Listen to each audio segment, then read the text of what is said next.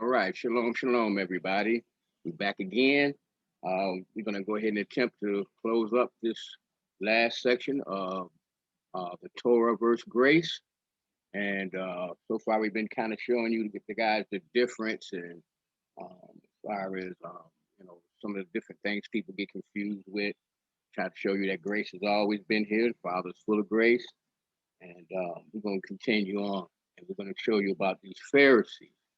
Because when you're going through these scriptures, you have to make sure that you always pay attention and see whoever the people are that are having the conversation or whoever one person is talking to. But without understanding the full culture or the full players and the events that was going on at this time in the gospels, and you're going to be confused. So when you see law, we just trying to get you in shape. So when you see this word law, you know right away, if you understand what's going on, then now you understand exactly what law he's talking about. Because a lot of people that say you're not under the law, they say this all the time. They can't never point out which law Paul is talking about. So that's what we're going to continue to attempt to do. So without uh, further ado, giving all esteem to the Father, Ab Yahuwah, for sending us his precious love gift, Yahusha HaMashiach. We thank him for the Ruach HaKodesh, as always, because without her, I mean, the grandmother, mother spirit that teaches us and nourishes us and help us walk in this walk.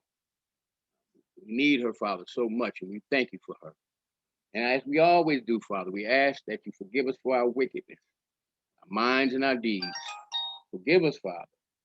Let us go forward in this word. Help us be strong. Strengthen us, Father, to fight off the wiles of Hasatan. So we ask these things, Father. Yahusha HaMashiach's name, our King and our Elohim. Hallelujah, hallelujah, hallelujah. All right, let's go ahead and get started on this now. All right, so this is where we left off last week. Shift H. Okay, now, when we look at this, we see that looking at the book of Titus, chapter 1, verse 10 through 11. For there are many rebellious men, empty talkers and deceivers, especially those of the circumcision. So he's pointing this out. He's saying this, he said it's always been evil men around, right? Especially in our day now. We know this with some of these teachers. But at this time, he's saying it with all these other evil men around, but especially those of the circumcision. So when he says the circumcision, we know who that was. That was dealing with Israel, right?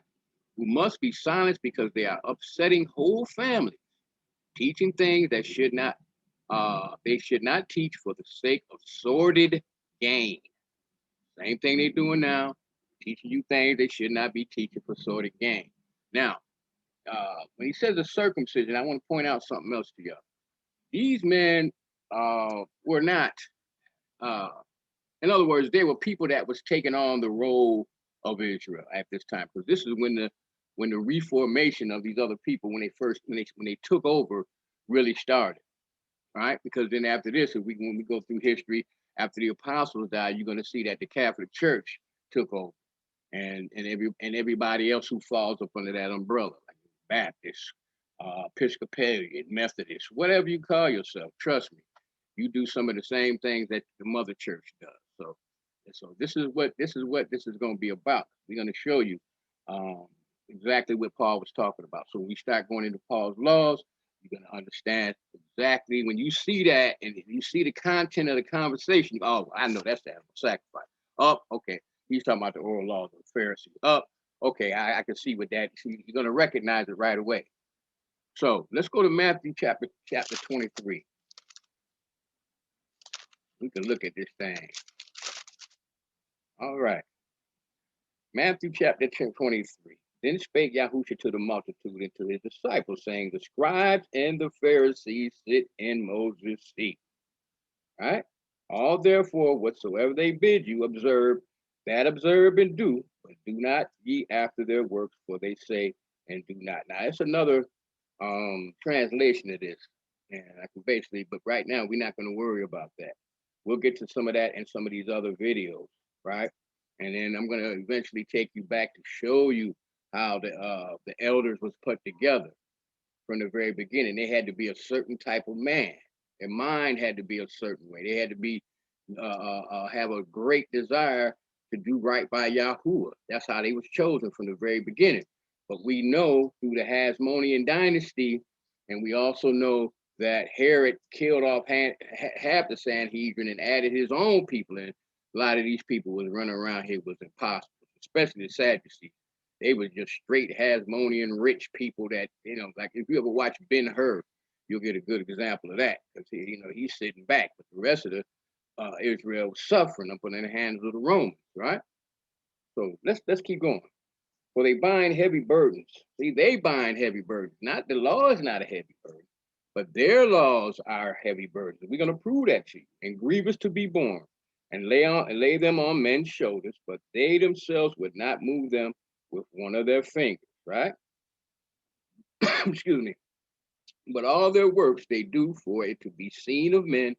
They make broad their philosophies and enlarge the borders of their garments, and love the uppermost rooms at the feasts and the chief seats in the churches or the synagogues, and greeting in the markets, and to be called of men pastor, hey, pastor, or rabbi. But be not ye called rabbi, for one is your master, even Christ. All you are brothers. Call no man your father upon the earth. One is your father, which is in the Shamayims of the heavens. We know we see this all the time, especially with these pastors. And then if you was a Catholic, you'd be calling the little layman, a clergyman. You say father this and father that.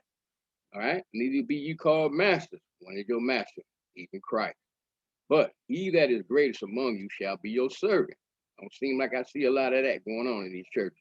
And whosoever shall exalt himself shall be abased, and he that shall humble himself shall be exalted. But woe unto you, scribes and Pharisees, hypocrites, for you shut up the kingdom of heaven against men. Why? Because you got them walking away from the royal commandments, which is the Torah, right, or the covenant, which is the 10 Commandments, and you got them up under these oral laws. For you shall neither go in yourself, neither suffer ye them that are entering to go in. Woe unto you, scribes and Pharisees, hypocrites, for you devour widows' houses, and for a pretense make long prayer. Therefore you shall receive the greater damnation. Now, who's the most people that's up in the churches at this time? I mean, that ain't even no question, right? And the same thing it's the same thing they was doing back then. Woe unto you, scribes and Pharisees, hypocrites, for you compass sea and land to make one proselyte. And we're going to see this when we read in Paul's writings. When it says that the Hebrews, or that they was dealing with Israel, or the Jews did this, the Jews was against him. He's talking about these people. These are the ones that was following all Paul, going around all over the place trying to reconvert the people away from the Mashiach. You got to be circumcised, and you got to do this, you got to do that, right? Excuse me. Woe unto you, ye blind guides, which say, whosoever shall swear by the temple is nothing, but whosoever shall swear by the gold of the temple, he is a debtor. You fools and blind, for whether is greater than the gold or the temple that sanctifies the gold. Hold on a minute.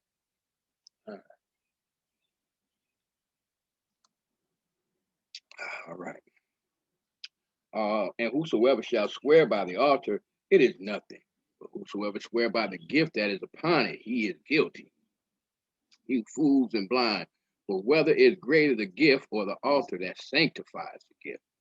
Whoso therefore shall swear by the altar sweareth by it, and by all things thereon. So what he's trying to say is, again, they're trying to point out that their traditions and their way of seeking Yahweh is the right way, not the way that the Torah itself. In other words, you got to have the Torah. Yeah, that's okay, but then you need this too. That's what he's basically saying.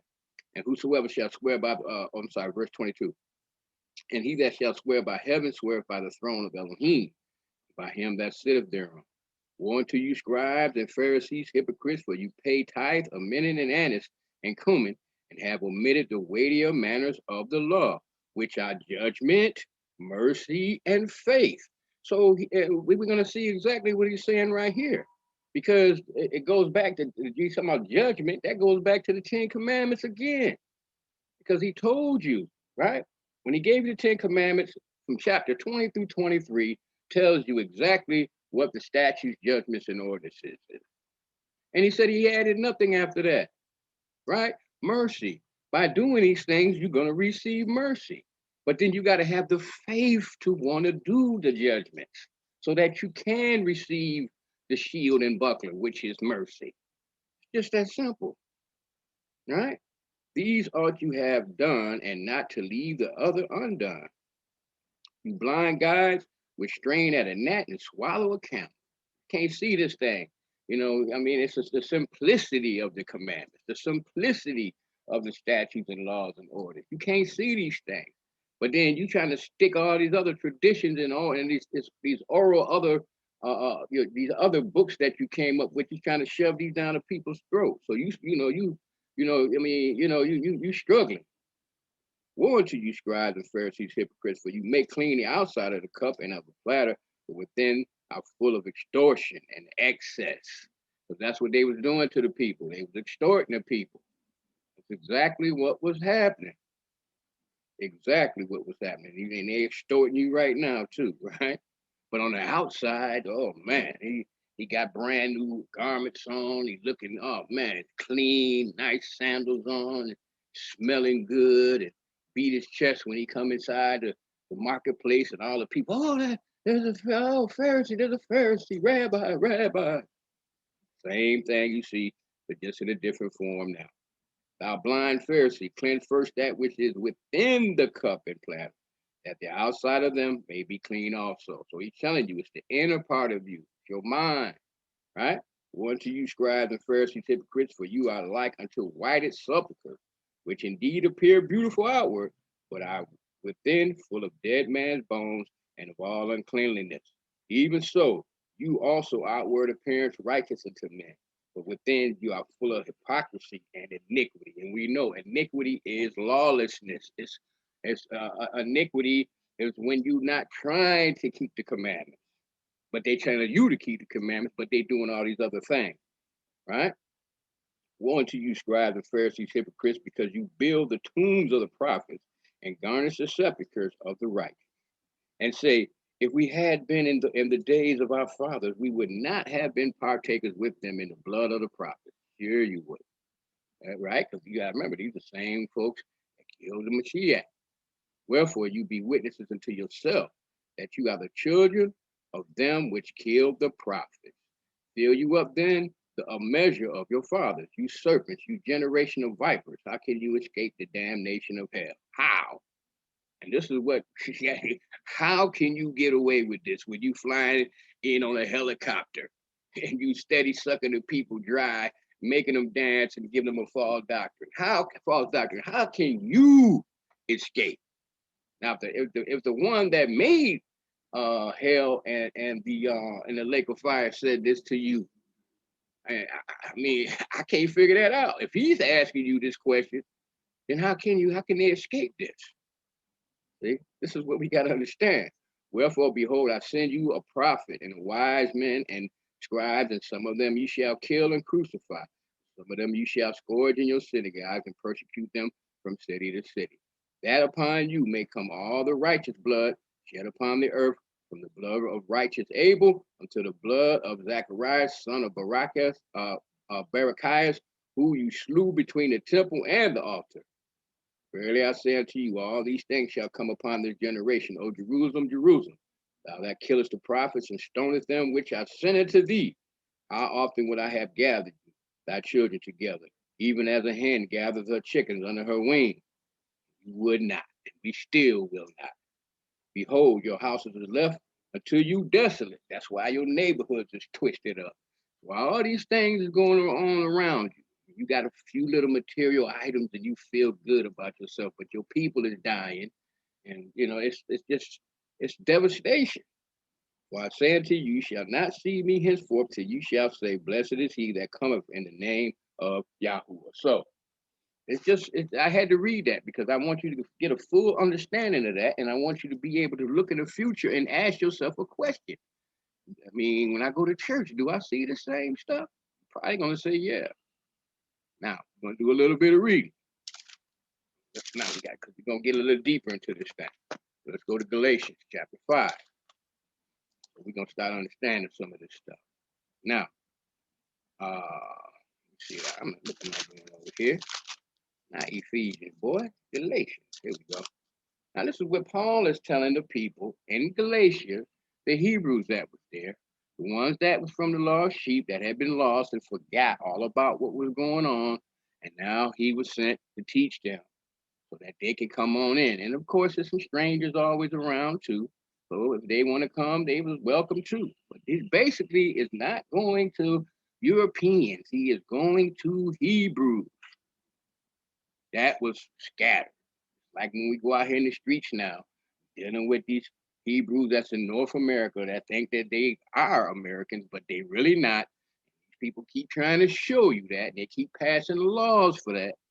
You understand what I'm saying? Like here in Georgia, the people that for them to vote now, they can if they outside, they got to stand outside in the sun, and if you can't walk up and give them nothing to eat while they waiting to vote. You can't give them no water. It's just all this craziness that they keep doing.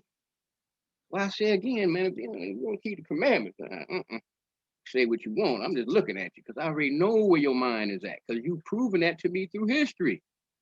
Now let's see what Paul's talking about. So he's telling these people, stand fast, therefore, in the liberty wherewith Christ has made us free. Be not entangled again with the yoke of bondage. What yoke of bondage? We're going to find out what that yoke of bondage is. It's not the law. Behold, I, Paul, say unto you that if you be circumcised, Christ shall profit you nothing.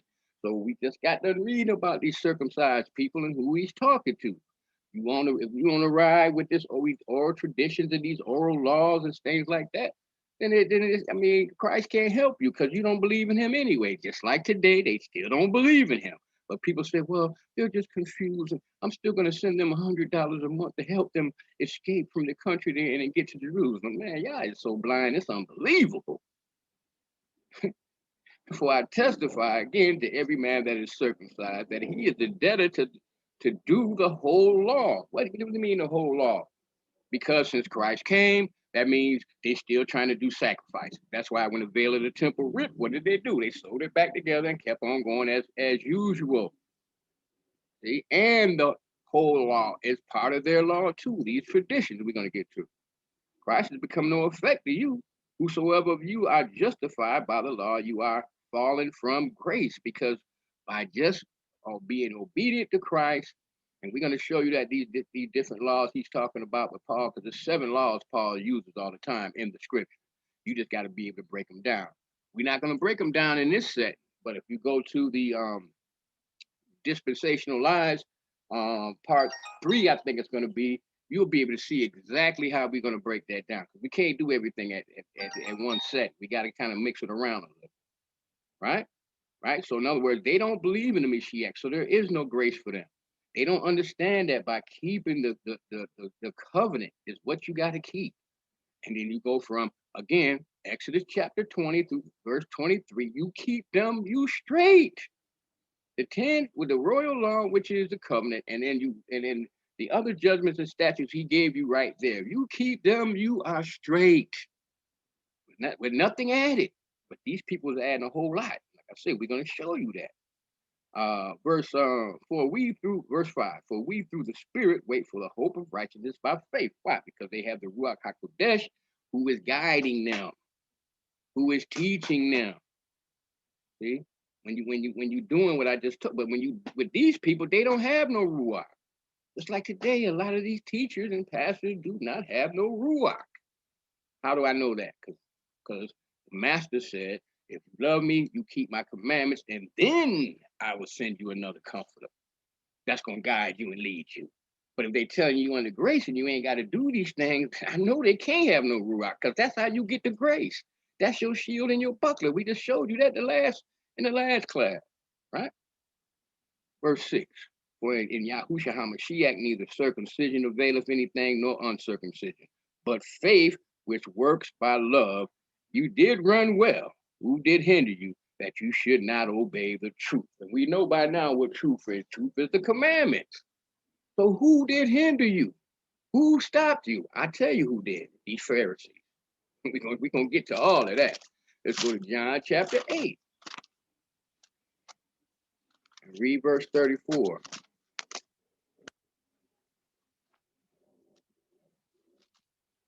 I mean, it's just a matter of learning how to break this stuff down. It's not, and it's gonna take some sacrifice, like some studying and looking for stuff and trying to learn this stuff. And that's the only way you're gonna get this. And if you're not gonna see that you're trying to get this, she's gonna point it out to you. Right? Now, yeah, at verse 30, John 8 and 34. Now we should answer this set. Verily, verily, look, I say unto you, whoever committed sin is the servant of sin. So if you're a servant to something, that means you are in bondage. See, but the Mashiach, if you follow his commandments, right, that he gave back on us, like, again, I got to keep saying the same thing because I'm trying to get this in your mind so you understand. But if you now here it is, because we know sin is a transgression of the law according to 1 John 3 and 4. So if you are not keeping the commandments, you transgression the commandments, then you in bondage to sin, because the Mashiach just said that. If you keep committing these things and not trying to get the teaching that you need, not trying to follow the light, then you in bondage. You a slave to sin. It's really just that simple. Let's go look at Acts chapter 8. Sometimes you try to talk to them, man, they don't want to hear it. Well, you got people that's even supposed to be in this thing and they still doing all these type of things. You know what I'm saying? And they acting like they all right. No one deep down, I don't know. I'm just thankful that I can't really do anything crazy and not feel a certain type of way. I'll just be like, people be like, Sal, you too hard on yourself. And I know me, I got to be hard on myself. But at any given time, I get crazy. So I got to always try to keep my body under subjection. It's just, I don't know. For me, that's just what it is. And everybody got their own thing. But for me, I just got to do that, because if I don't, I find myself, like Paul said, doing things that I should not be doing. And I'm trying to get in this kingdom, y'all. Acts chapter 8, verse 23. He says, for I perceive that thou art in the gall of bitterness and in the bond of iniquity.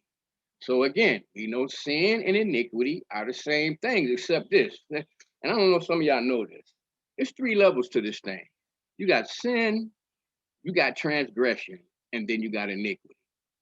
Now, when a person, say for example, you come into this thing and you trying to do the right thing, and you learning about the Mashiach, you done got baptized or you got immersed in his name. Okay, now, or you can just say a person that just does, like say for example, somebody that likes to, I don't know, you just think about your own thing that you know is wrong. If you do it, okay, you know it's wrong. Okay, that's sin.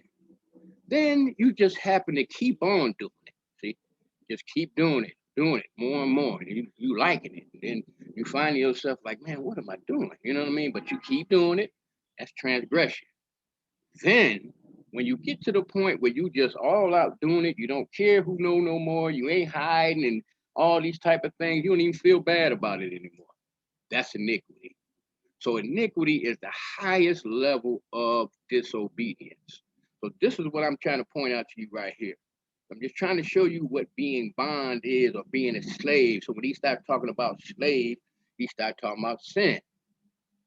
And then you have the law of sin, right? That Adam brung on the table. So this is another way he's going to put it, because that's a law by itself too. We know that ain't done away with, because we see people sinning and killing each other and acting a fool every day. Let's go to Romans chapter 6. Trying to help you break this down so you can try to get your crown. All right. Romans chapter 6. And we're going to get into a lot more of these in some other classes. But because I mean, this way, when you start running through these things here, you're going to be like, wait a minute. You know what I'm saying? You're going to be like, okay, I can see. Oh, yeah, there it is. Wow. Wow, they've been lying to me. You're gonna be hurt, then you're gonna be mad. You're gonna have all these different emotions. I know I did. Romans chapter 6, verse 16 through 18. Know you not that whom you yield yourself servants to obey, his servants you are to whom you obey, whether of sin unto death or of obedience unto righteousness. So, say for example, you saying that you under grace. Okay, then what are you being obedient to? Because you go to church on Sunday? Okay, well, what else? Where's the rules? Where is the standards that you have to keep as being a Christian? I mean, where's that laid out at? But see, what you've been taught or we've been taught is only grace. So I don't have no standards. I don't have to do anything. I go to church once a week, maybe on Wednesday night Bible study, and that's good enough. There's no other boundaries because I'm under mercy. And that don't make no sense because this man is telling you, know you not that to whom you yield your servants to obey. Because you're going to have to obey one of them. There is no in between. His servants you are to whom you obey, whether of sin unto death or obedience unto righteousness. And by now, we know what righteousness is, right? Observing divine law. So either you're going to not do this and be under the power of sin, or you're going to do this and be obedient and have your buckler, right? Unto righteousness. But Elohim bethink that you were the servants of sin. So before you started learning about keeping these commandments, guess what? I don't care. In your mind, you could have thought whatever you wanted to think, but you was a servant of sin. We all was. Because we didn't know nothing about righteousness. We didn't know what these words meant, being just, righteous, upright. But they're all in this book. But this is what we was doing, whether we believed it or not. This is how the Father looks at you. Because you can't, they say, remember the song, we are under the precious blood of, right? But then you ain't doing nothing that he say in this book. But you have obeyed from the heart that from a doctrine which was delivered unto you, right? But Elohim be thanked that you were the servants of sin, but you have obeyed from the heart that form of doctrine which was delivered unto you. Verse 18, being then made free from sin. So the doctrine that we got to have is the Father's doctrine. And I've been showing y'all that. His doctrine is keeping the commandments, because here it is, part of the Elohim, who gave them to you. See? Being then made free from sin, you became the servant of righteousness. I speak after the manner of man because of the infirmity of your flesh. What infirmity? That you always fighting, because you know what you really like to do when you alone. There ain't nobody. Oh, even if somebody, because you could be iniquity, right? You could be in iniquity, so you don't even care no more. This flesh is something else, man. You know what I'm saying? Man, look at that car. I want that car, right? I mean, it goes. Oh, look at that. Ooh, look at that. Ooh, man, she fine. Now what? I got to get this money. Now what? Well, I got to get this degree. I can't let nothing stop me. It goes on and all kind of facets. That's why I never look at nobody for what they do. Because if you not keep these commandments, I don't care what you chasing. You not, when you catch it, sometimes you might get there and realize that this was all a waste of time, especially when you find this out. And sometimes some people never come up out of it. Ain't no different than the drug addict running down the street smoking crack every day.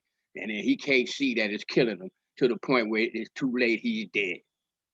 So the fame or the fortune or the notoriety, you chasing that, and guess what? Boom, by the time you're on your deathbed, now you realize this was all a worthless vanity.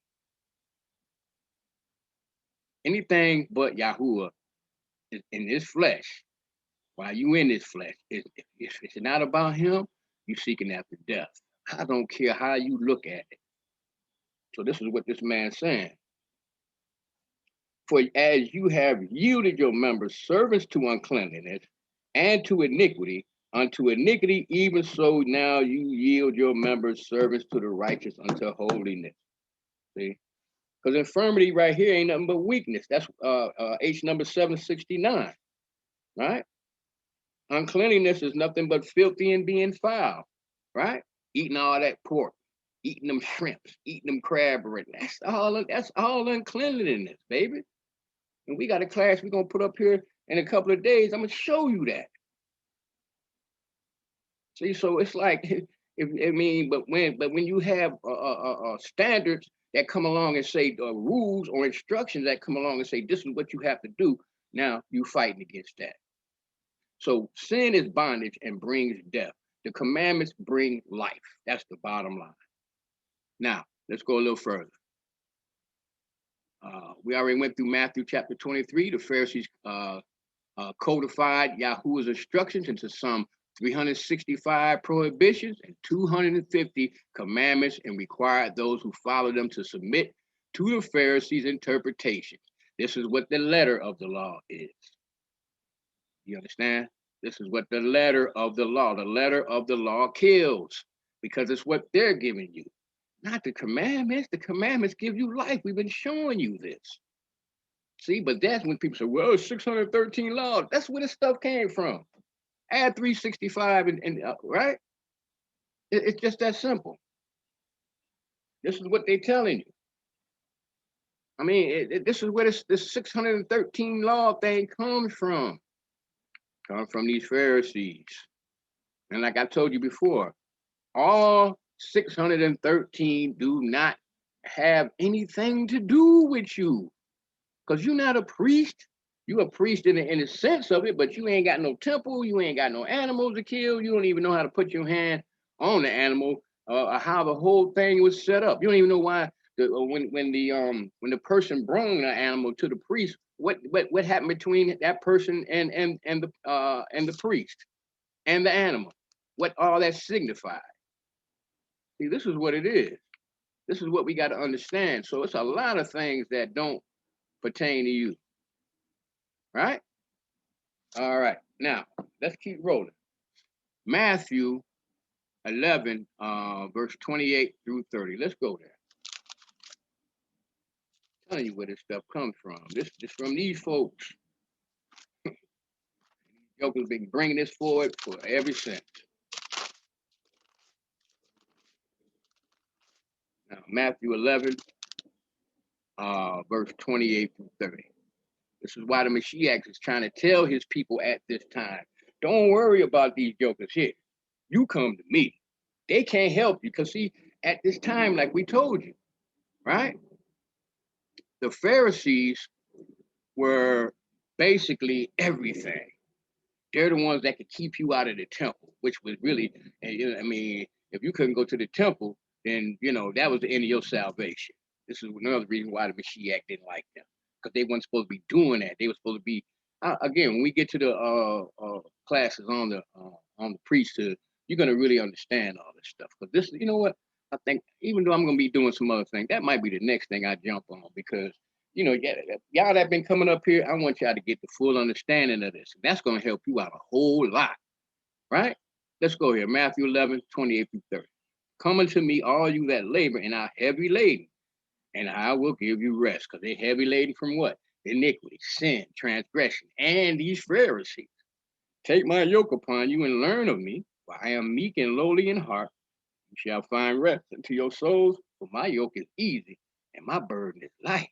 These commandments is easy. They not, the thing that makes it hard is you not wanting to do them. It's your flesh that you fighting against. That's it. Ain't nothing hard about me not going next door trying to lay up with my neighbor's wife. Ain't nothing hard about that. Ain't nothing hard about me seeing something that belongs to somebody else and not taking it. It's nothing hard about that. It's nothing hard about for me about loving my parents and respecting them. What's hard about that, right? What's hard about if I see somebody standing on the side of the road, right? I go get out my car and go ask them, do they need help or sister or something, change a tire or something like that. Even though these days it could be a trap, I might get robbed, but guess what? What's hard about that? If it wasn't for that or other evil that's on other people's mind, what would be hard about that? See, when you read those chapters, Exodus chapter 20 through 23, you can't, if you read those and you tell me that something is wrong with them, then I mean it really ain't no hope for you. Let's keep going.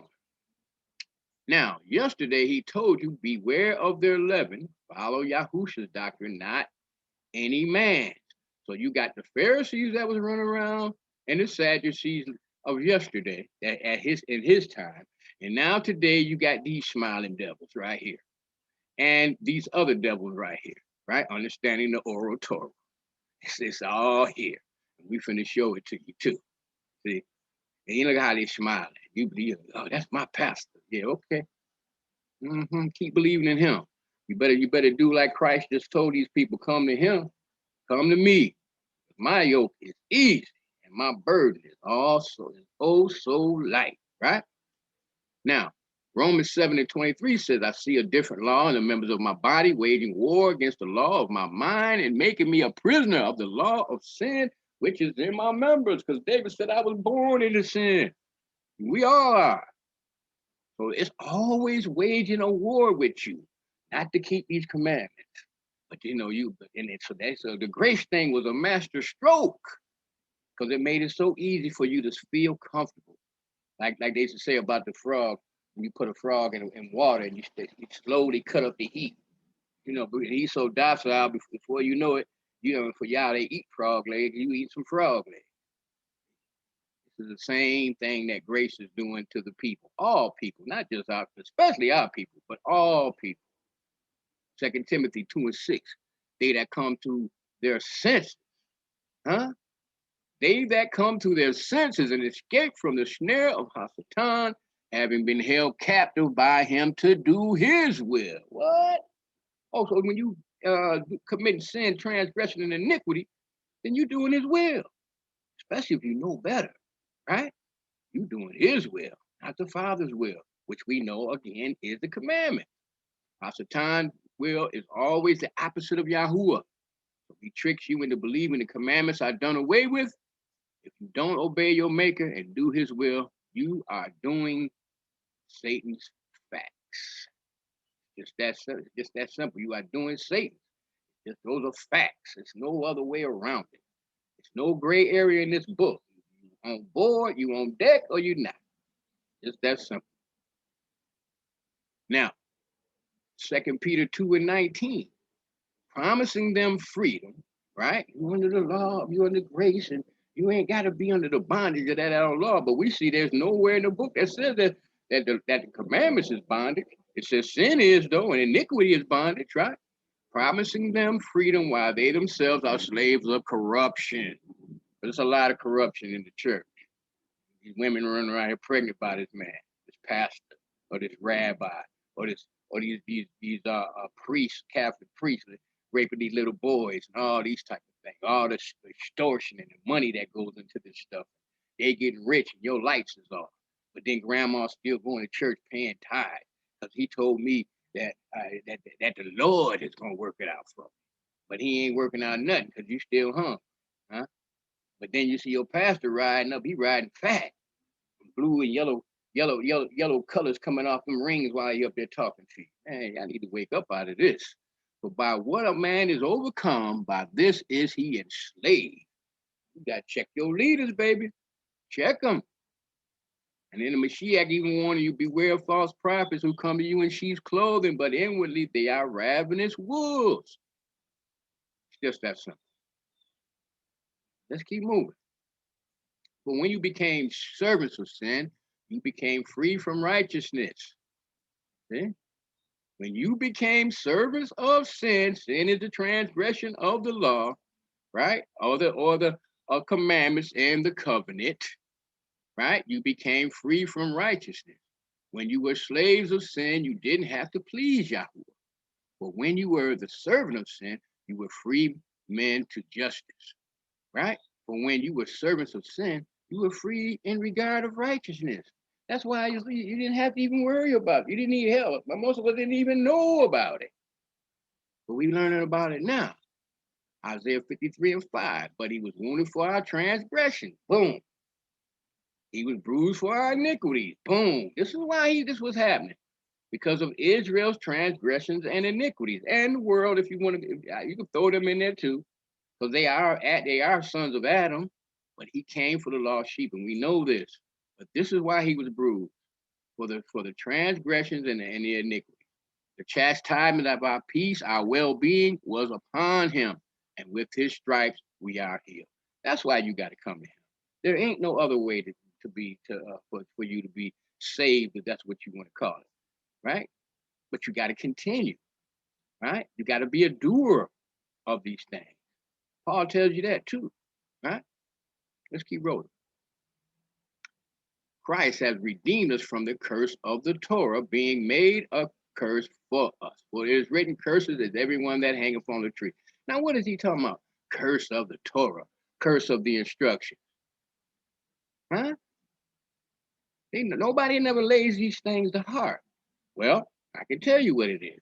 And we're going to get there on some other. We're going to get there, I promise you. But just for time's sake right now, it's just basically what was added after you went ahead and broke the covenant. After you broke the first covenant of the Ten Commandments and the statutes and judgments that was, again, from Exodus chapter 20 through 23. I'm saying this because I want y'all to go read them. If you haven't already, then then all of a sudden, all these other things started getting added. And Moses kept writing. These are the ordinances or the ordinances that was against you.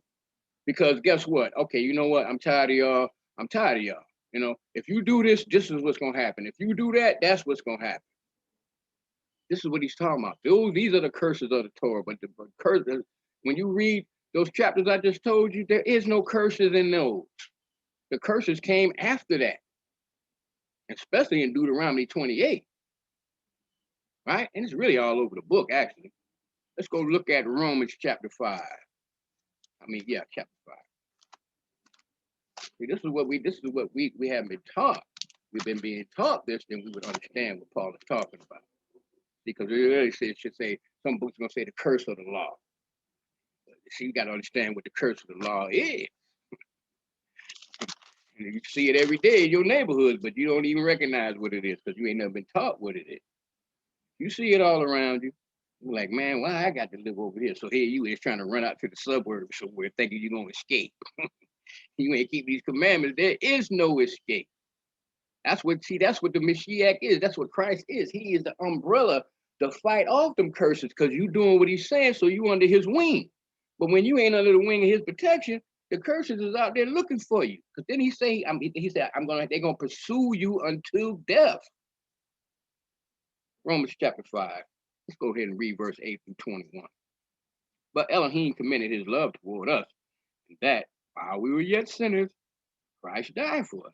Much more, being justified by his blood, we shall be saved from wrath through him. What wrath? The wrath of the Father.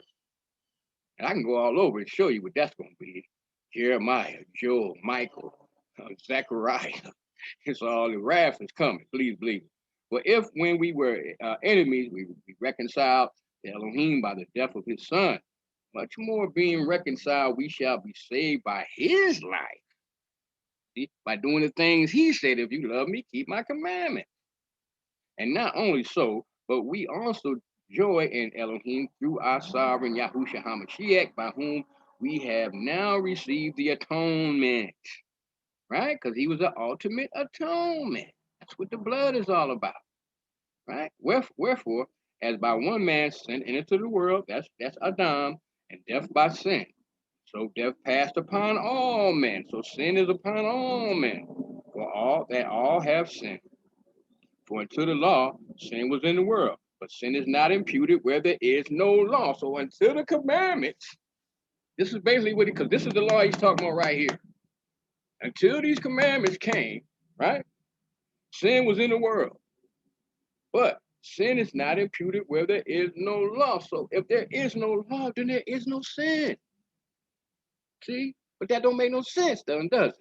So it has to be some type of commandment for you to follow. Otherwise, how do you know that you're sinning? You're going to get to that. But see, now we starting to get our mind clear. We're starting to see what's going on. So stuff is starting to make sense. But you can't, in other words, look, if you go to the grocery store, you get some groceries.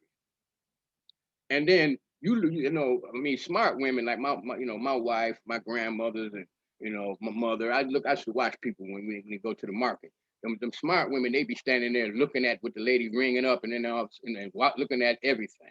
So when they get their receipt, they look at it. First thing, whoa, wait a minute. What's wrong, ma'am? Look here, you got a pack of chicken on here. I ain't got. You see the chicken right here? Oh, I'm sorry, we can't impute that to you because there is no chicken. So I got to take that off because I can't charge you for that. This is what Paul is saying. So if there is no law, then there is no sin. So you can't be charged. But we know that there is going to be some charging going on. Huh? Now, uh, nevertheless, death reigned from Adam to Moshe, even over them that had not sinned after the similitude of Adam's transgression, who is the figure of him that was to come. So we see that Moshe was trying to put the people back up under the blood, right? The covenant and everything. That's what he did. See, so he was a form of the Mashiach, right? Because he was an intercessor for the people, just like that's why you got to come to the Mashiach now, because he's your intercessor now. All right, let's see. Hold on, what was I? I'm getting excited. Y'all know how I get right now. Okay, verse 15. But not as the offense, so also is the free gift. Who is the Mashiach? For if through the offense of one many died, many be dead because of Adam, much more the grace of Elohim and the gift by grace, which is by one man, Yahushua HaMashiach, has abounded unto many. What many? The ones he didn't say all, man. Many, because there's only going to be many that's going to try to get this thing. And not as it was by one that sinned, so is the gift. For the judgment was by one condemnation, but the free gift is of many offenses unto justification. For if by one man's office death reigned by one, much more they which receive abundance of grace and of the gift of righteousness shall reign in the life by one, Yahushua HaMashiach. And I can show you all the scripture where Paul said you have to grow in grace. It's not like you just boom, here go grace. No, you got to keep working. You got to keep growing. So that you now, it's like when you were 5 years old. Now all of a sudden you 10, you can't wear them shoes no more because you're growing. So you got to grow in this thing. It ain't just here, you got to, here's grace and it's all yours. Nah, baby, it don't work like that. Verse 18, therefore, as by the offense of one judgment came upon all men, the condemnation. Even so by the righteousness of one, the free gift came upon all men unto justification of life. Right? So by him coming, walking this thing as the living Torah, walking around on the earth, showing you how to do this thing, he was completely innocent. See? So by him, this free gift, that's why we got to have him. So you can't tell me that these people that's saying they don't believe in the Mashiach, that they still out of people, his people. It's impossible because they hate him and always have hated him from way back then.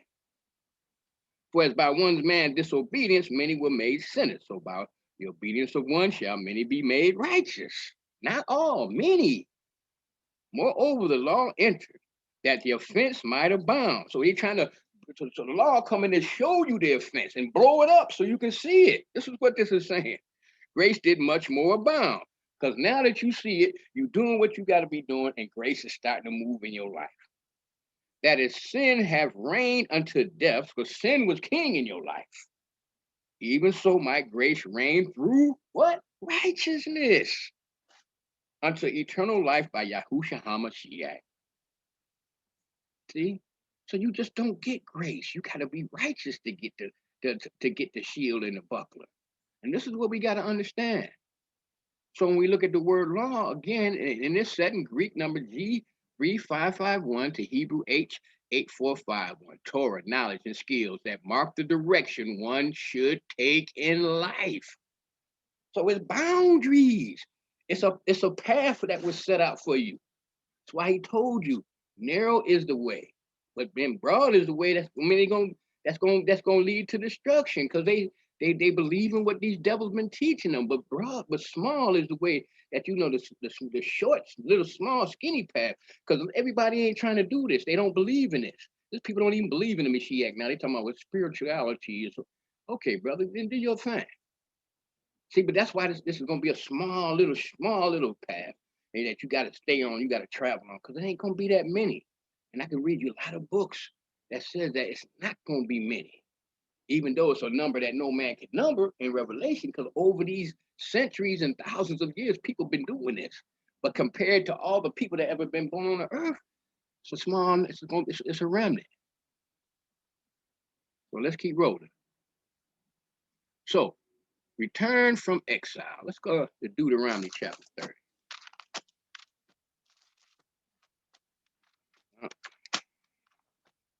Let's see. And I got to do it like this too, because like I said, I know this is a class for new people, but I also got some people up here that's trying to get out of the church. They trying to fight, but they can't get past these feelings and all this stuff. I got to let that go.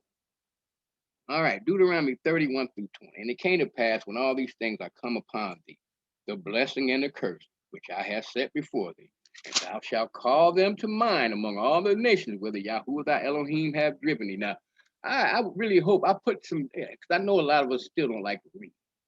So I try to help you out by putting some videos up on the, what do they call that? The Reconstruction of America. There's a couple of those videos up there. Please go up there by Lewis Gates. This is some of his better stuff.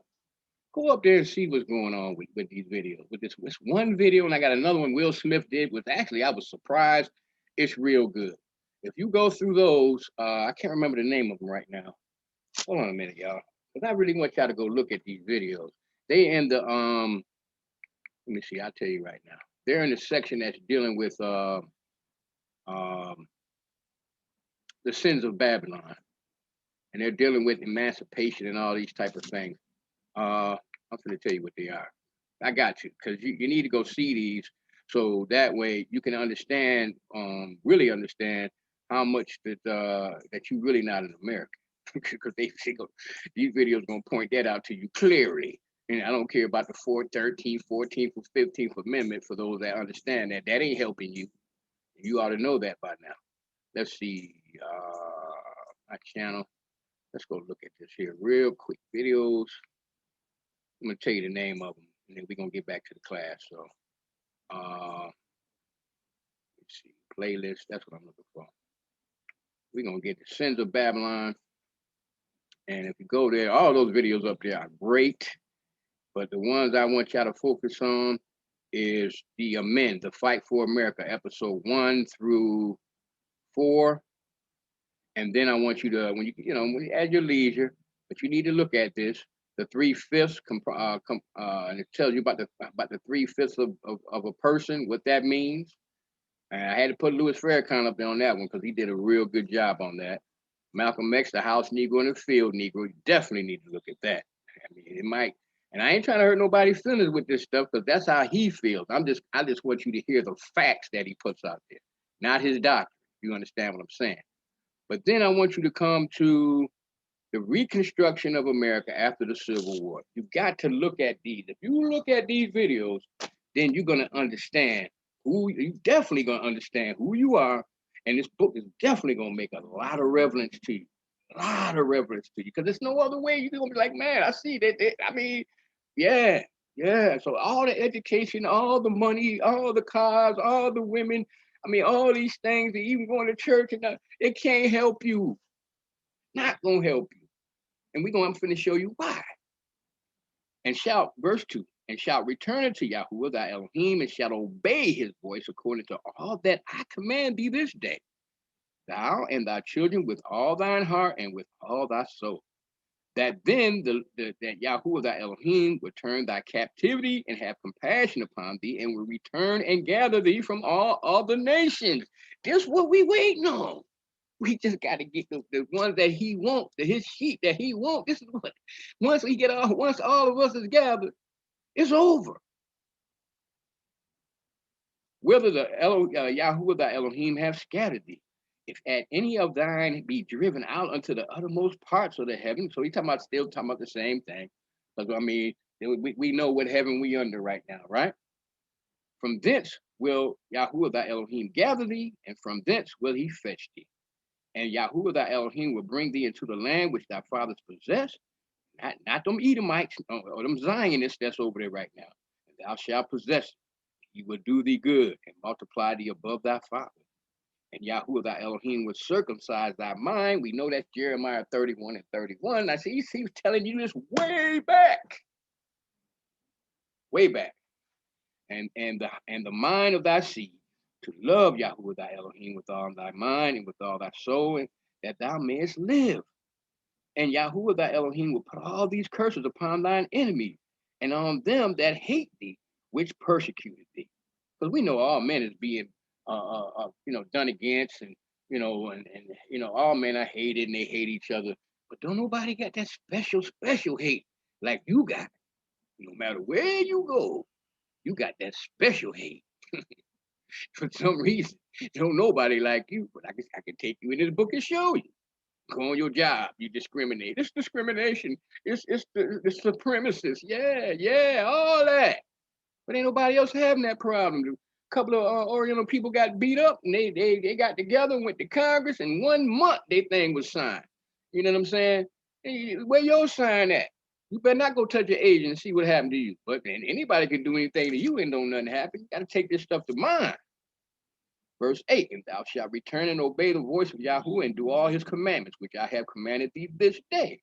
And Yahweh thy Elohim will make thee plenteous in every work of thine hand, in the fruit of thy body, in the fruit of thy cattle, and the fruit of the land for good. For Yahweh will again rejoice over thee for good, as he rejoiced over thy father. If thou shalt hearken unto the voice of Yahweh thy Elohim to keep his commandments and his statutes, which are written in the book of the law, and if thou turn unto Yahweh thy Elohim with all thine heart and with all thy soul. Now you got to remember, the book of the law, I showed you last time, it's just the book of the covenant. It's the same thing, except after your forefathers started tripping with the golden calf, now all these other things was added. It's the same book. We showed you that. It's the same book. For this commandment which I commanded thee this day is not hidden far from thee, neither is it far off. I can go right now to the new book, and Paul gonna tell you the same. This is where he quoted this stuff from. It is not in heaven that thou shouldest say, who shall go up for us unto the heaven and bring it unto us, right? That we may hear it and do it. Neither is beyond the sea that thou shouldest say, who shall go over the sea for us and bring it to us, that we may hear it and do it. But the word is very nigh unto thee in thy mouth and in thy heart, that thou mayest do it. See, I have set before thee this day life and good, death and evil. So we've been learning what death is, right? That's what this section here. We done told you sin is death, but he's giving you life and good, which is the commandments. But you don't want them. And that I command thee this day to love Yahweh thy Elohim, to walk in his ways, and to keep his commandments and his statutes and his judgments, that thou mayest live and multiply. And Yahweh thy Elohim shall bless thee in the land whither thou goest to possess it. But if thine heart turn away, so that thou wilt not hear, but shalt be drawn away and worship other Elohims like Jesus, God, Lord, and serve them, Jehovah, Buddha. We got all, man, we serving all kind of Elohim, right? Um, and I denounce, or which is Hebrew word nagad, H number 5046. I mean, I declare, I'm making this known unto you this day that you shall surely perish, and that you shall not prolong your days upon the land whither thou passest over Jordan to go to possess it. So my father was all, but see, all Israel shall be saved, man. He was that, I could bust that up, man. Back then, I could never dispute it. Because I didn't understand how to. That's when I was saved. I kept saying it still didn't make no sense. Because I mean, you just saying we can do anything, we're gonna be saved anyway. But see, now I can tear that to pieces. But this is what this kills that too. Because he's telling you, if you don't do what I'm telling you, I don't care who you are. But he's talking to Israel now. But this for the day, no matter who you are, you got to keep these commandments. And he's saying, I denounce, or I'm making known to you. I call heaven and earth to record this day against you. So every day you walking around on this earth, heaven and heavens and the earth is looking at you, recording your deeds. When you think nobody sees you, you being recorded. That I have set before you life and death, blessing and cursing. Therefore choose life, that both thou and thy seed may live. So when we all appear before the judgment seat of Christ, none of us can say we did not know, because but some of us might not never heard this before, because again, I know this is a class for new people, but you need to hear this, because I know a lot of people that don't even read the Old Testament, but this is why they're trying to keep you out of it. So when you see stuff like this, then you gotta that's gonna cause you, it should cause you, if you're not scary, right? Because you're supposed to be bold as a lion anyway. Go to your pastor and ask him how come he never showed you that. Okay? Then you got to make a decision, because he's gonna lie to you, I promise you. That thou mayest love Yahweh thy Elohim, and that thou mayest obey his voice, and that thou cleave unto him, for he is thy life. He is thy life. and the length of thy days, that thou mayest dwell in the land which Yahweh sware to thy fathers, to Abraham, to Isaac, and to Jacob, to give them. It's really just that simple. Now, let's go over here to Romans. Let me show you where Paul be getting his seat. Paul be quoting this stuff. And people talking about, well, see, that's the Old Testament. Right. Now, this is what he's saying. Now that we understand, now we done got to this far. Now we just read where the source came from. Now with Paul, he's gonna move it, or he's gonna like kind of like talk. He's gonna say it, but he's gonna say it in another like kind of like a different kind of way. It says, for Moses describeth the righteousness which is of the law, that a man which doeth those things shall live by them. For the righteousness which is of faith speaketh on this wise, say not in thy heart, who shall ascend into heaven, that is to bring Christ down from above, or who shall descend into the deep, that it is bring up Christ again from the dead. But what says it? The word is nigh thee, even in thy mouth and in thy heart. That is the word of faith which we preach. I don't get it, but I do get it because of the fact you have not been shown these things. See, if you thinking that, well, that's the New Testament, I don't have to read it. Well, like this is some brand new type of doctrine or something. It ain't. It's, all they doing is quoting from what they learned. So the truth of Yahweh should be, more to be desired are they than gold, yea, than much fine gold, sweeter also than the honeycomb and the honey, right? But we see the covenant of Elohim brings liberty. But from what? From sin. So now you understand this by now. You should understand this. Now, let's get into this part, and we almost finished. But I'm not going to stop until I finish this, because I got some other stuff I want to get up here, and I'm going to do another class today, y'all willing, and put it up here. Now, deeds and works of the Torah. Now, let's get into this. Now, Paul was born in Tarsus, a city in the province of Cilicia, not far from Galatia, under the famous Rabbi Gamaliel. Paul received through training in the Old Testament scriptures and in the rabbinic traditions at Jerusalem, a member of the ultra-Orthodox sect of the Pharisees. He was one of first century Judaism's rising stars. Now let's go to Acts chapter 22. We're gonna learn this today, y'all. We're gonna break this down for you. Yeah. Let's see. It'd be amazing sometimes, because I ain't no educated man. I mean, I went to cooking school, but I ain't no educated man at all. So I know the Ruach be helping me with this stuff, because there ain't no way I can find it. There's no way possible. But I'm finding it to show and share with you. All right, Acts chapter 22 and verse 3. I am verily, I'm gonna start from 1. Men, brethren, and fathers, hear ye my defense, which I make now to you. And when they heard that he spake in the Hebrew tongue to them, they kept the more silence and said, I am verily a man, which am a Jew, born in Tarsus. I know they added that because Paul was he really should have said he was a Benjamite, but we'll go with that.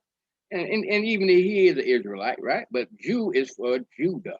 Born in Tarsus, a city in Cilicia, yet brought up in the city at the feet of Gamaliel and taught according to the perfect manner of the law of the fathers. Did y'all hear that?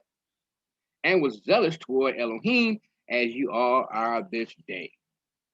And I persecuted this way unto death, binding and delivering into prison both men and women, as also the high priest does bear me witness, and all the estate of the elders, from which also I received letters unto the brethren, and went to Damascus to bring them which were there bound into Jerusalem for to be punished.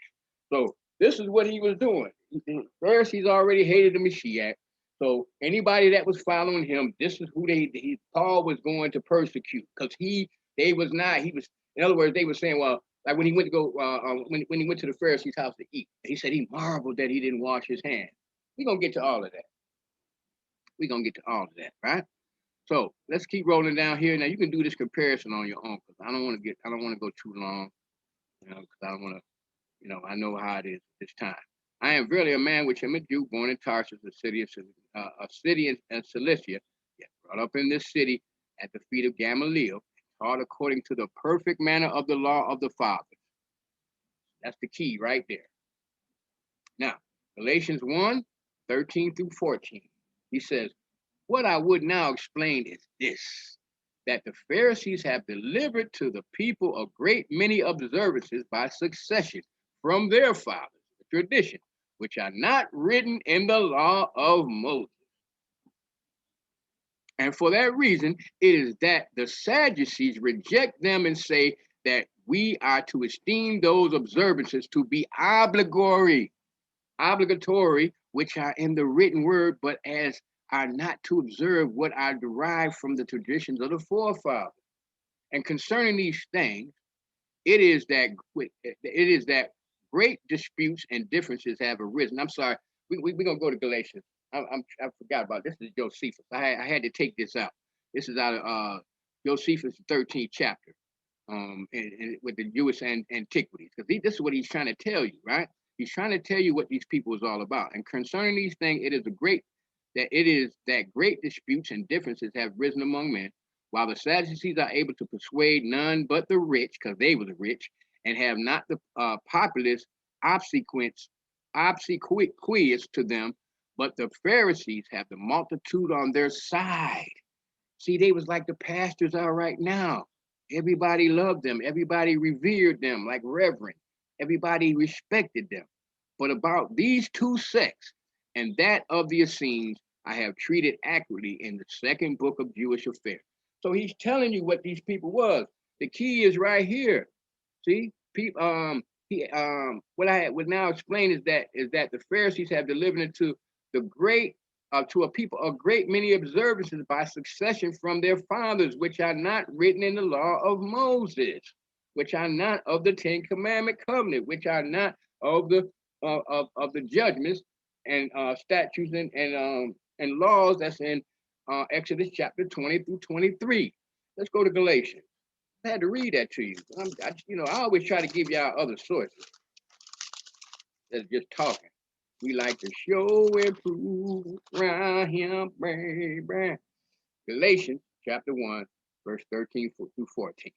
Now, he says, for you have heard of my conversations in time past in the Jews' religion. Now, so many times, see, right there, see, that's we Christians now. Now you understand what he's talking about. So I told you, when you start seeing when it says the Jews disputed the Mashiach, it's talking about these jokers right here. See, right? For you have heard my conversation in times past in the Jews' religion. So you know he was a rising star. I was a Pharisee of the Pharisee. How that beyond measure I persecuted the church of Elohim and wasted it with the oral law, and profited in the Jews' religion above many my equals in mine own nation, being more exceedingly zealous of the traditions of my fathers. It's right there. It's right there. So don't be tricked by them. They say, well, see, he was in the Jews' religion, but now he's a Christian. That ain't what this is talking about. And we're going to prove that to you. Let's keep rolling. Two sects of Pharisee, Hillel and Shammai. The Jewish religion is based on the Talmud. Shaul was big in these traditions and a top student of Gamaliel. He was taught to follow the teachings of the rabbis and the oral traditions. The belief is that the oral traditions outweighed the written Torah, and that the oral traditions were given to them at Mount Sinai when Moshe received the 10 words. Biggest lie ever told on earth. But the fact remains, they did know the laws that were given to Moshe to write down, so much so that Gamaliel required his students to memorize and recite the first 5 books of Torah. See? So you had 2 different sects, right, of these men, of these Pharisees. And then you had the Sadducees and the scribe. But this is what this is talking about. When you start seeing stuff like I just showed you, like I said, we're going to go through this too in this other series that I'm doing. Now, the Melchizedekian order, Messianic order, Pharisaical order, or the Bra. They had authority and they sat in the people's seat. We just got them reading through Josephus. He just got done telling you how all the people followed them. So the Parush or Parashim, a sect of individuals, the separated ones by function, means to scatter the flock, also known as Chassidim. which means loyal to Elohim or loved of Elohim. That's what they used to be. This was a brotherhood at one time, a sincere order until power and greed corrupted them. Go to the Apocrypha and see that. There are two doctrines that they stand on. Is called the Tanakh, the Takanat, which are reforms that change biblical instructions, and Ma'asim, which are acts, words, or deeds that override Torah law instruction. Go to Matthew chapter 23. Just trying to help y'all with this. It took me so long to understand this. And my teacher tried to teach me, and I was like, so I don't knock nobody when they don't get it. But guess what? I kept looking, I kept searching. Then all of a sudden, blam, rock laid it right in front of me. I said, this is what he was talking about right here. But I searched for it. I just didn't, you know what I mean? So I understand when people don't understand. What I don't understand is when they don't do the research. Now, Matthew chapters, but we got to remember these words and deeds. Paul already told you about the traditions and the religion of the Jews. See, so these are key things that we learning, right? And I think we're doing a good job right now. Now, Matthew chapter 23, 1-6. Then spake Yahushua to the multitude and to his disciples, saying, the scribes and the Pharisees sat in Moses' seat, right? And we read this already, but hold on a minute. I want to come down from it and see. Oh, let me jump down to verse 4. For they bind heavy burdens and griefs to be borne, and they lay them on men's shoulders, but they themselves would not move them with one of their fingers. So this is where the problem was coming from, right? This is where, because they had you doing works. I gotta wash my hand, my left hand twice, my right hand 3 times, and I got, all these were some of the works that I can't do this, I can't carry my mat on the Sabbath day. See, all this stuff comes from them with this Mishnah and all these things. You understand what I'm saying? This is the works and the deeds that Paul is talking about. So let's keep rolling. Now, then Yahushua said to the crowds and to his disciples, the teachers of the law, scribes and the Pharisees sit in Moses' seat. So you must be careful to do everything they tell you, but do not what they do, the Tanakh reforms, for they do not practice what they preach. Why did he say this? Because they will teach you the instructions of Elohim, but they will add their traditions and deeds with works. This is what he was saying right here. So you got to understand that. All right, let's keep rolling. The nature of the mind. Let's go to Luke. This is what was going on. Luke chapter 18, verse 9-14. And he spake this parable unto certain which trusted in themselves that they were righteous and despised others. Big thing. That was their thing back then, right? 2 men went up into the temple to pray. The one a Pharisee and the other a publican. The Pharisee stood and prayed thus with himself. Elohim, I thank thee that I am not as other men are, extortioners, unjust, adulterers, or even as this publican that I'm looking at is past right here. I fast twice a week. I give tithes of all that I possess. And the publican, standing afar off, would not lift up so much as his eyes unto the Shammai, but smote his breast, saying, Elohim, be merciful to me, a sinner. I tell you, this man went down to his house justified rather than the other. For everyone that exalts himself shall be abased, and he that humbles himself shall be exalted. All right, we just got done reading Matthew chapter 23. So I want you to understand this. See, in their own mind, in their own little world, they're everything. I don't need the Mashiach because I got righteousness. It's my own righteousness. See, my righteousness is by my works and my deeds that I do. And we got a class on the Pharisees we're going to put up there, and it's going to give you the full understanding. But I'm just doing this so that y'all can understand who the Mashiach was dealing with. And when Paul uses these certain words, like we learned the other certain words, remember? Just, righteous, faith, all these things. It's the same thing. You have to understand who is being conversation is with, and then these certain words that he uses, right? So you got to understand them. Otherwise, you're going to be lost. Now, commandments without Mashiach. This is what it is. Let's go to Romans chapter 6. I think we read that already. We're going to go and check it out anyway. Romans chapter 6, verse 14. Yep, we went through that. See what I'm saying? About how sin shall not have dominion over you. Right? But this is the whole thing. When you're saying that you're under grace and that, I don't need the commandments. This is what you so this is what you basically doing. Or when you say that you're a person that I keep the commandments, I keep the law, but I don't believe in the Mashiach. This is you right here. See? Commandments without Mashiach is like you carrying this big boulder on your back. And you self-righteous, because in your mind, you doing everything you're supposed to do to get into the kingdom. See? But then he points out our infirmities, which are our weakness and our sickness. What's sickness and weakness? The sickness and weakness that's in our flesh. To be under the law means to use the law as a way to salvation by itself. So this is why Paul saying, well, see, you're not under the law. See? You under grace. So this is what he's trying to tell you. In other words, look, man, the law can't save you. You need the Mashiach. So you are not under the law by itself. And you under grace because you got the Mashiach, see? So this is what it's like. And you got some cats running around right now that don't believe in the Mashiach. That's these folks that's over there with them little curls in their hair bowing down to the wall. And you got some Hebrews running around here in America talking about the Mashiach never came and all this, but they keep the commandments. This is what Paul is talking about. See? Let's keep rolling. So when we read Romans 6, 14 through 19, right? That's when he was saying, I speak after the manner of man because of the infirmity of the flesh. That's the weakness and sickness of the flesh. So I'm trying to tell all of y'all, you got to have the Mashiach. Uncleanliness in a moral sense, the impurity of lustful, luxurious, prolific, get living. Right? Now y'all already know.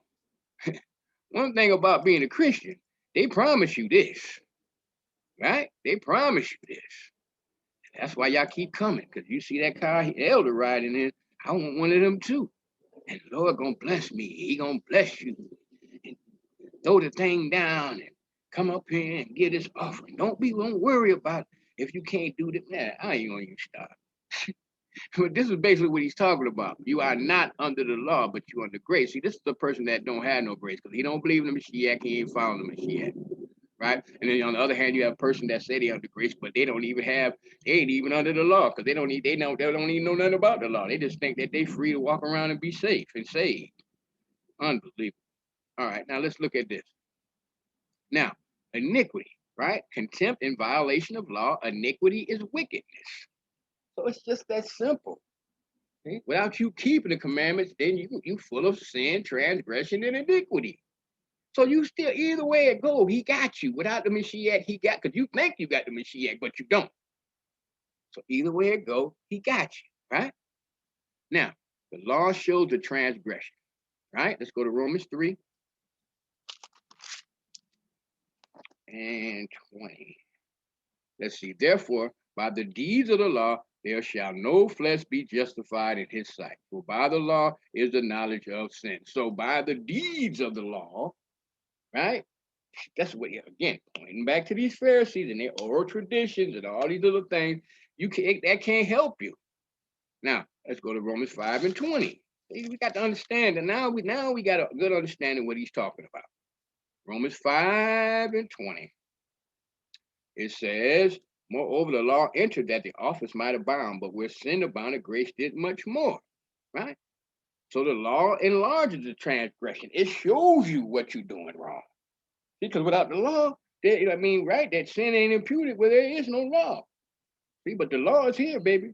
And it shows you, man, you know you ain't supposed to be taking that money out that woman's purse. Man, what you doing, man, looking at that woman like that? Man, look here, don't lie. Tell them folks that you just didn't feel like coming to work that day. Don't make up nothing because you're lying. See, it points these things out, right? The law cannot save you alone because it can't forgive the transgression. It can't give power to defeat sin. If a sinner tries to use the law alone, he will be tied stronger to the sin. It's just that simple. But we get here. You must deal with the commandments, Torah. It's the Father's will, but through Hamashiach is the only way. So his will is you're going to be careful. You're going to have this Torah with you. It's no escape from that. But you got the Hamashiach right here, and you got the Ruach I should have put that up here too. This is your tool. These are your tools. This is what was given to you to help you carry this Torah, because you're going to carry these instructions. I don't care, because either you're going to live by them or you're going to die by them. But this is why you have to have that. Otherwise, you're going to be this guy. See? Burdened down the pharisaical way. So that's all he's talking about. The problem in Romans 10, Paul quotes Moses in Deuteronomy 30 to support his point that righteousness and life is through belief in Christ and in obedience to the law. He does so in contrast to the law's message of the person who does the commandments shall live by them. But part of Moses' message is that if you obey the commandments, you will live, right? So, you have to look at this, stop this and look at this. I got to keep going right now. We got a little bit more ways to go. Let's see. Now, judgments and misfacts, a legal term meaning a decision. Yahuwah has the right to rule and decree and to judge between the good and the evil. Let's pick a couple of these out. You know what? I don't care. If I run over, I just run over. Because then that way, let me see some. Hold on a minute. I might have to stop right there. Nah, we can make it. It's a little bit. It's going to be a little bit, but we got to get to this. I got to finish because I got these other things I got to do. And I'm not going to make another point out of that. But I'm just trying to show y'all what's going on with this. And I'm hoping I'm doing a real good job. But, sometimes I be putting this stuff together and they don't come out like I think they are. But again, that's just me. So I'm just very critical of myself. All right. Psalms 119 and 7. I will praise thee with uprightness of heart when I shall have learned thy righteous judgment. I will keep thy statutes. Oh, forsake me not, right? Leviticus chapter 26. Sometimes I'll be telling you how to screenshot them, but I'm not going to do that. I want to go. I want to get to these. Leviticus chapter 26, but we're going to speed up a little bit. So I still might have to stop and go back to it. Verse 14 through 18. It says, but if you would not hearken unto me and would not do all these commandments, and if you shall despise my statutes, or if your soul hate my judgment, so that you will not do all my commandments, but that you break my covenant, I also will do this to you. I will even appoint over you terror and consumption and burning ague that shall consume the eyes and cause sorrow of heart, and you shall sow your seed in vain, for your enemies shall eat it. I want you to go watch them videos, because then you're going to start understanding this stuff. And I will set my face against you, and you shall be slain before your enemies.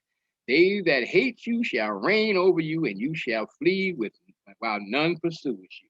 Right? Like you ride, then you look up in the mirror, the police back. You ain't doing nothing wrong.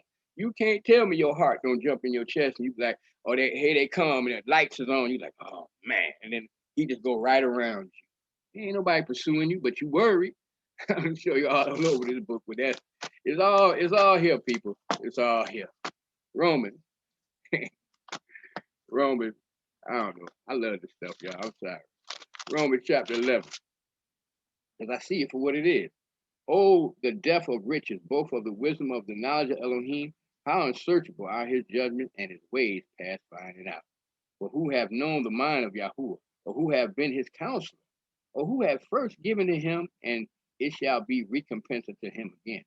For of him and through him and to him are all things, to whom be glory forever. We got to keep that in mind. Now let's go to Romans chapter 9. Hebrews, I'm sorry. Hebrews chapter 9 and verse 27. Like I said, I'm going to have some more. I'm going to break this other stuff really down for y'all in that other series. Hebrews 9 and 27 says, and as it is appointed to man once to die, but after this the judgment, right? So Christ was once offered to bear the sins of many, and unto them that look for him shall he appear the second time without sin until salvation. This is what we're looking for, right? So let's keep rolling. Now, favor and grace, it's the same thing. Fools mock a mock at sin, right? Man, anybody sin, what? No, I ain't got to hit, man. I'm on grace.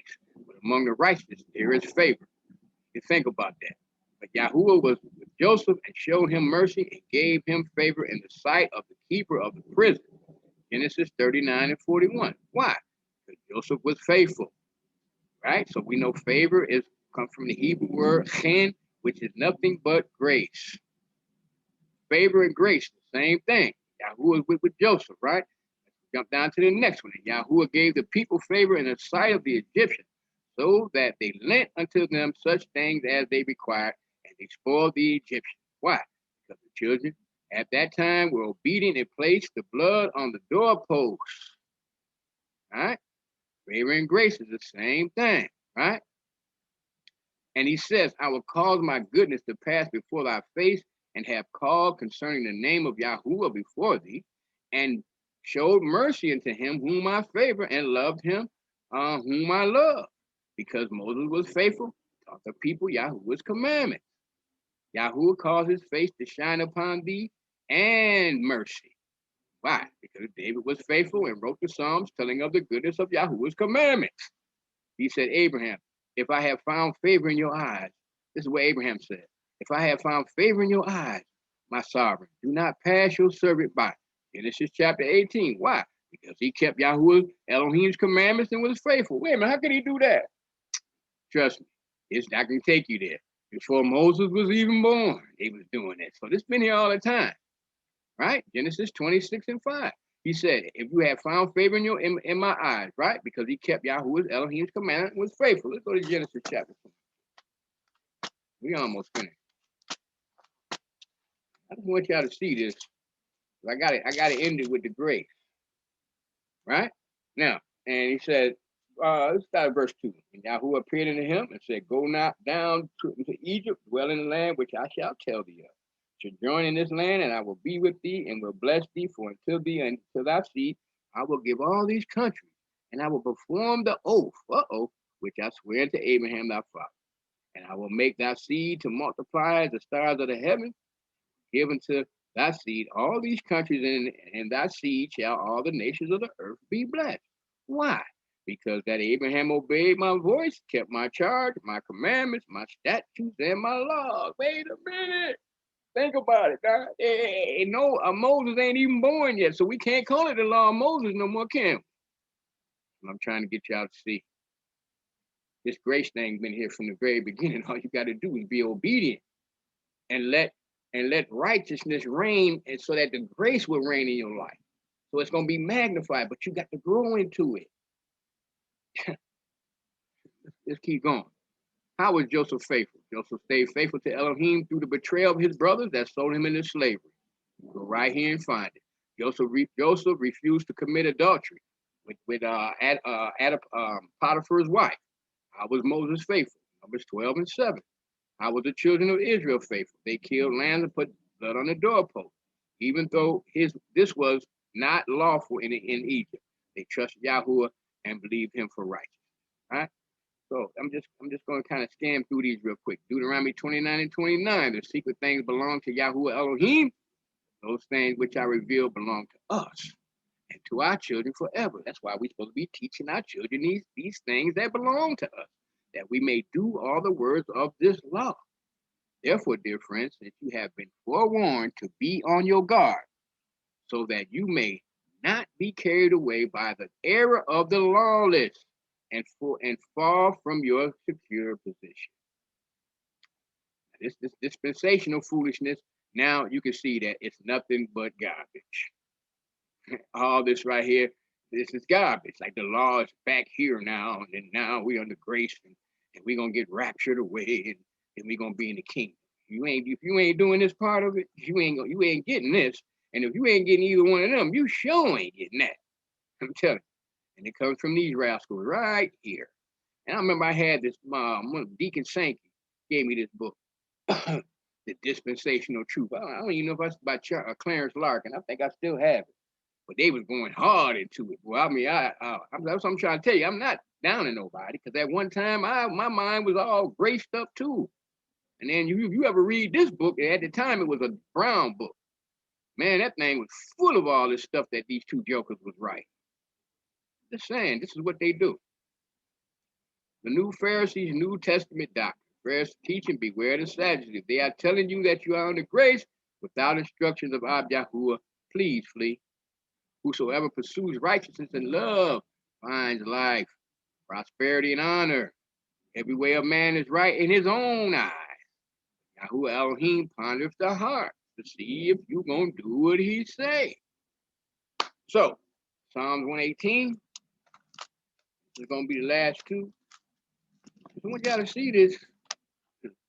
I'm gonna break it down a little bit more in the other series with the dispensational lies. I sure am, because I ain't finished with this yet. And once I get done with this, we're gonna jump on the priesthood for those that still rolling with me. Psalms 118, 1 through 3. Oh, give thanks unto Yahuwah, for he is good, because his mercy endures forever. Let Israel say that his mercy endures forever. Let the house of Aaron now say that his mercy endures forever. Let them now that fear Yahuwah say that his mercy endures forever. Proverbs 31, 26. See, it's all there. It's his grace. I can say his grace endures forever. I can say the same thing. See, but I gotta say, man, these people is crazy. But don't you be crazy and let them trick you out of your salvation. Proverbs 31, 26. Did I do that wrong? No, I didn't. All right. She opened her mouth with wisdom, and in her tongue is the law of kindness. Who was that? Ruach HaKodesh. So with that, y'all, I think by now, I'm sure that y'all understand the difference between the two. I gave you a little insight on the Pharisees, so you know when it says the deeds of the law, the works of the law, you understand what it's talking about. When it starts talking about by your traditions, he's talking about the traditions of those books. Now, this next thing I do with the dispensationalism, I'm going to actually have this type of stuff. I'm going to show you this stuff. I'm going to break it down and show you how they bring it up to this part, to this time. We also going to go through, I'm going to break down the 7 laws of Paul so you can understand exactly what they are. So that way you'll be able to see them. You just got to sorry, it's the only way I can do this because these classes can be so long. And I don't like when people, don't understand. I want to make sure y'all understand. That's why they're so long, and I got to make sure I'm thorough. But with that being said, I just want to say, thank you for coming up here and spending your time with me. I appreciate that. I hope that y'all learned something. May y'all shine his face on you. May he shine his face on your family. Hopefully, soon, if you're not already, you'll be able to show men how to keep these commandments. And I love y'all, and I pray that y'all be with y'all and y'all can get this. Father, I ask that get ready to close this class, that you help these whoever's up here, these brothers and sisters, understand this. Look after it, chase after it, get it. Thank you, Ab Yahuwah, for all things. In Yahushua's name I pray. Hallelujah, hallelujah, hallelujah. All right, y'all. Shalom, shalom.